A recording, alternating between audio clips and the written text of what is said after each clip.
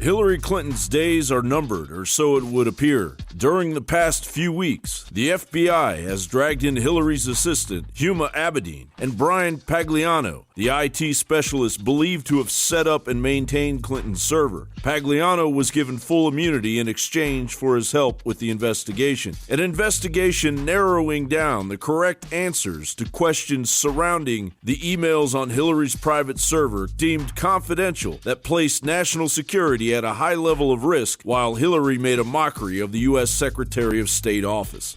By the way, you may have seen that I recently launched a Snapchat account. I love it. I love it.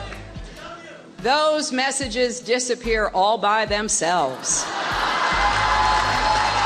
As the investigation appears to wind down, Hillary will be interviewed by the FBI in a matter of days or weeks regarding the answers the FBI now has to questions that must be corroborated by Hillary. The FBI and the Justice Department have denied any knowledge of whether or not the investigation is closing or whether or not Hillary is the target of the investigation. But The Hill reports Stephen Levin, a former federal prosecutor and current partner at the law firm Levin & Kurlitz, said, "This certainly sends the signal that they are nearing an end to their investigation. Typically, the way we structured the investigations when I was a federal prosecutor is that we would seek to interview the target last." Stephen Levin continues, "As you begin to interview people who are extremely close to the target of an investigation, people who are considered confidants, you typically interview those people towards the final stages of the investigation. So that way, if they tell you something that is contrary to something you've already learned, you can immediately challenge them on that information."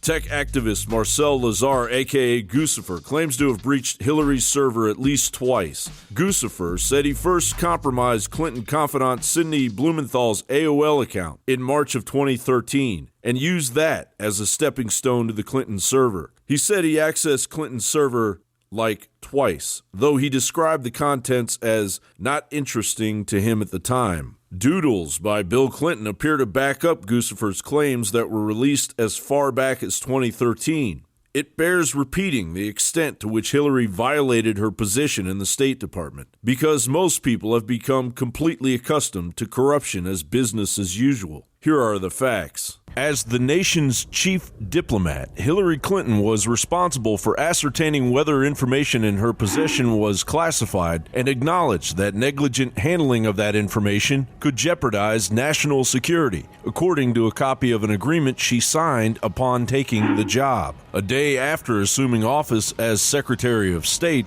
Clinton signed a sensitive compartmented information non-disclosure agreement that laid out criminal penalties for any unauthorized disclosure of classified information.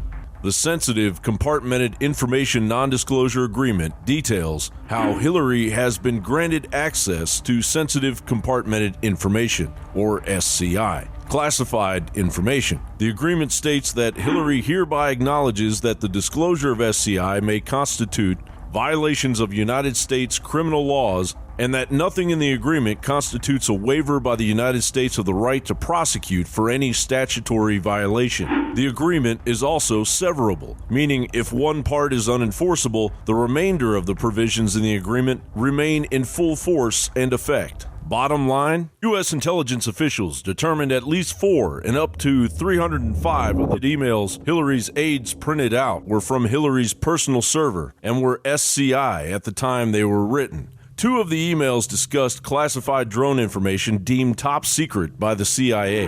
Hillary Clinton faces 10 years behind bars as required under the Espionage Act. Jeffrey Sterling, a CIA leak, was sentenced to 3.5 years after disclosing national defense information concerning a covert operation. And General David Petraeus was slapped with 2 years probation and a fine of $100,000 for revealing classified documents to his mistress. Petraeus, a former director of the CIA, a 4-star general, and CENTCOM commander, had served our country for 37 years. So why would Hillary Clinton deserve immunity? Ignorance and/or negligence of Hillary's possession of highly sensitive, classified emails is no joke. In fact, If Hillary does walk away from this investigation with a slap on the wrist, after she personally went to great lengths to cover up a mountain of evidence, the entire farce will demonstrate just how far gone the Federal Bureau of Investigation and the Justice Department really are. Hillary's path of deception could even serve to take those departments to the cleaners if Donald Trump becomes president and keeps his word. Jon Bowne for Infowars.com.